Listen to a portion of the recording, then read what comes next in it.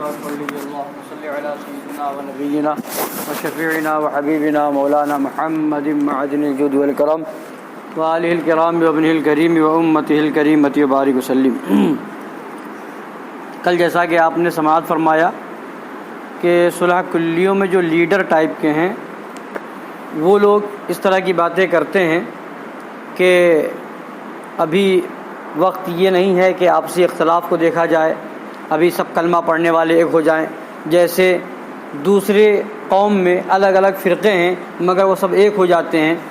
تو یہ اس طرح کی جو باتیں کرتے ہیں، کچھ جواب کل آپ نے سماعت فرمایا، اب آگے سماعت فرمائیں۔ فرماتے ہیں سرکار مظہر اعلیٰ حضرت رضی اللہ تعالیٰ عنہ، دوسری قوموں کے مختلف فرقے آپس میں کتنے ہی اختلافات رکھتے ہوں مگر کافر و بے ایمان ہونے میں سب ایک ہیں۔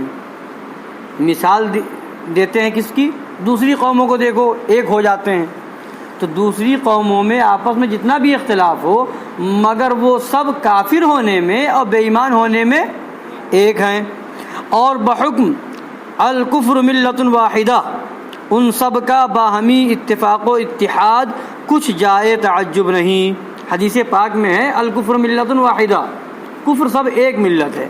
تو جب کفر سب ایک ملت ہے، وہ سب ایک ہو جائیں تو ان کے لیے تعجب کی کیا بات ہے؟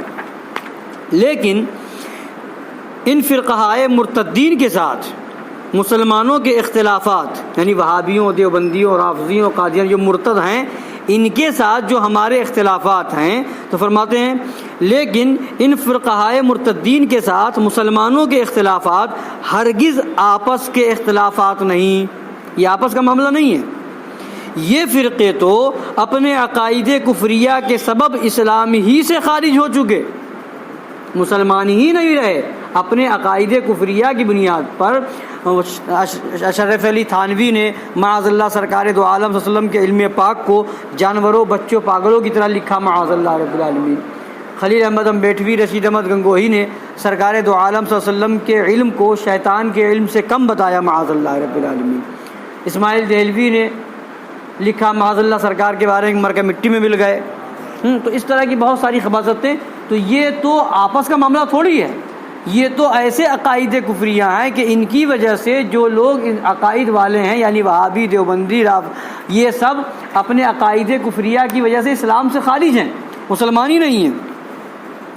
تو فرماتے ہیں یہ فرقے تو اپنے عقائد کفریہ کے سبب اسلام ہی سے خارج ہو چکے، البتہ مذہب اہل سنت کے چاروں گروہوں حنفیہ، شافعیہ، مالکیہ، حنبلیہ کے باہمی فرعی اختلافات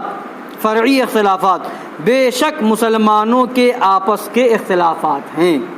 حنفیوں کا شافعیوں سے اختلاف، شافعیوں کا مالکیوں سے اختلاف، مالکیوں کا حنبلیوں سے اختلاف، مسئلے میں جو اختلاف ہے، یعنی کوئی تکبیر تحریمہ میں کانوں تک ہاتھ لے جاتا ہے، جیسے کچھ کندھوں تک ہاتھ لے جاتے ہیں، اور ہاتھ ہم جو ہے ناف کے نیچے باندھتے ہیں، کچھ ناف کے اوپر باندھتے ہیں، کچھ اور اوپر باندھتے ہیں، کچھ ہم جو ہے رکوع سجدہ کرتے ہیں تو ہاتھ نہیں اٹھاتے، رفع یدین نہیں کرتے، شافعی لوگ کرتے ہیں۔ تو یہ جو اختلاف ہے، مسائل میں اختلاف ہے، تو یہ مسلمانوں کے آپسی اختلاف ہیں، مگر وہابیوں، دیوبندیوں، رافضیوں، قادیانیوں جو اختلاف ہے یہ آپسی اختلاف نہیں ہے، وہ تو اپنے عقائد کفریہ کی وجہ سے کافر ہیں، مرتدہ مسلمان ہی نہیں ہیں۔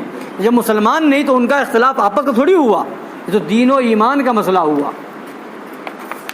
فرماتے ہیں تو ان اختلافات فرعیہ کے سبب، یعنی حنفی، شافعی، مالکی کا جو اختلاف ہے، سنی مسلمانوں میں بحمد اللہ تعالی کوئی لڑائی جھگڑا نہیں۔ امام شافعی کا مالکی کا حنبلی سے جو اختلاف ہے تو اس کی وجہ سے جب کوئی جھگڑا نہیں ہے، وہ بھی ہمارے بھائی ہیں، وہ بھی سنی ہیں۔ سچا مسلمان کرسیوں، وزارتوں، حکومتوں کے لالچ میں اپنے پیارے دین و مذہب کو ہرگز نہیں چھوڑ سکتا، بلکہ وہ اپنی جان و آبرو سے زیادہ پیارے اپنے سچے دین و مذہب پر کرسیوں، وزارتوں، حکومتوں، غرض کے دنیا کی ساری دولتوں، تمام راحتوں کو قربان کر دے گا۔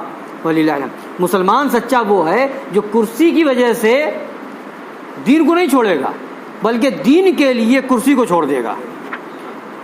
دولت کے لیے دین کو نہیں چھوڑے گا بلکہ دین کے لیے دولت کو چھوڑ دے گا. یہ ہے مسلمان کی شان. ہاں فرماتے ہیں پھر جبکہ ہندوستان میں کلمہ گویان اسلام کی مجموعی تعداد بھی دوسری قوم کے مقابلے میں اقلیت ہی ہے. کلمہ پڑھنے والے جتنے ہیں سب کو ملا لو تب بھی جو ہے دوسری قوموں سے زیادہ نہیں ہو جائیں گے.